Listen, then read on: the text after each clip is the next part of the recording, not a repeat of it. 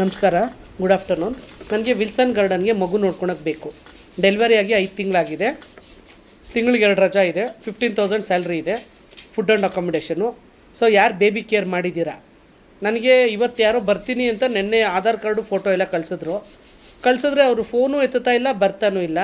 ದಯವಿಟ್ಟು ನಿಮ್ಮ ಕೈ ಮುಗಿದು ಕೇಳ್ತೀನಿ, ಬರ್ತೀನಿ ಅನ್ನೋರು ಮಾತ್ರ ನಂಬರ್ ಹಾಕಿ ಅಪ್ಪ. ನಾವು ಎಲ್ಲರಿಗೂ ನೀವು 150 ಜನ ಫೋನ್ ಮಾಡಿದ್ದೀರಾ ಅಂತ 150 ಜನಕ್ಕೂ ನಾನು ಕಾಲ್ ಮಾಡಲ್ಲ.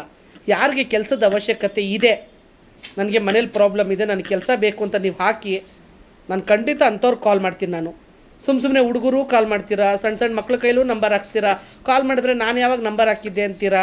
ಈ ಥರ ಎಲ್ಲ ಸುಮಾರು ನಂಗೆ ಮೆಸೇಜ್ ಬರ್ತಾಯಿದೆ. ಇವತ್ತು ಆ್ಯಕ್ಚುಲಿ ಮಗು ನೋಡ್ಕೊಳಕ್ಕೆ ಬರ್ತೀನಿ ಅಂತ ಒಬ್ಬರು ಲೇಡಿ ನೆನ್ನೆ ಹಾಕಿದ್ರು ಚಿತ್ರದುರ್ಗದಿಂದ.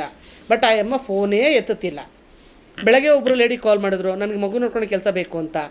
ನಾನು ಓನರ್ ಕನೆಕ್ಟ್ ಮಾಡಿದ್ರೆ ಫೋನೇ ಸ್ವಿಚ್ ಆಫ್ ಮಾಡಿಬಿಟ್ರೆ ಆ ಅಮ್ಮ. ಮಾತಾಡಮ್ಮ, ನಿನಗೆ ಎಕ್ಸ್ಪೀರಿಯೆನ್ಸ್ ಎಷ್ಟು ದಿವಸ ಇದೆ, ಏನು ಕತೆ, ಎಲ್ಲಿ ಮಾಡಿದ್ದೆ ಮಾತಾಡಮ್ಮ ಅಂದರೆ ಫೋನೇ ಸ್ವಿಚ್ ಆಫ್ ಮಾಡಿಬಿಟ್ಲು. ಮತ್ತೆ ರಿಂಗ್ ಆಗ್ತಿದೆ, ಕಾಲ್ ಮಾಡಿದ್ರೆ ಆ ಅಮ್ಮ ಕಾಲೇ ಪಿಕ್ ಮಾಡಲಿಲ್ಲ. ಸೊ ದಯವಿಟ್ಟು ಇದು ಬೇಬಿ ಕೇರು.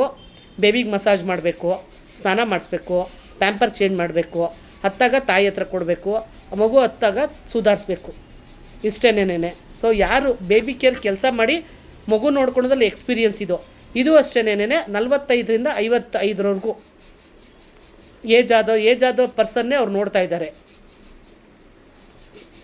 ಯಾರಾದರೂ ಇದ್ದರೆ ದಯವಿಟ್ಟು ನನಗೆ ಇವತ್ತು ಇಲ್ಲಾಂದರೆ ನಾಳೆ ಬೇಕು. ನನಗೆ ನಾಳೆ ಫೈನಲ್ಲು, ನಾಳೆ ಸಾಯಂಕಾಲದೊಳಗೆ ನನಗೆ ಬೇಕು.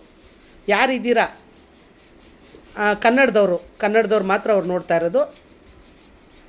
ಯಾರಿದ್ದೀರಾ ದಯವಿಟ್ಟು ನಾಳೆ ಒಳಗೆ ನನಗೆ ನಾಳೆ ಒಳಗೆ ಲೇಡೀಸ್ ಬೇಕು.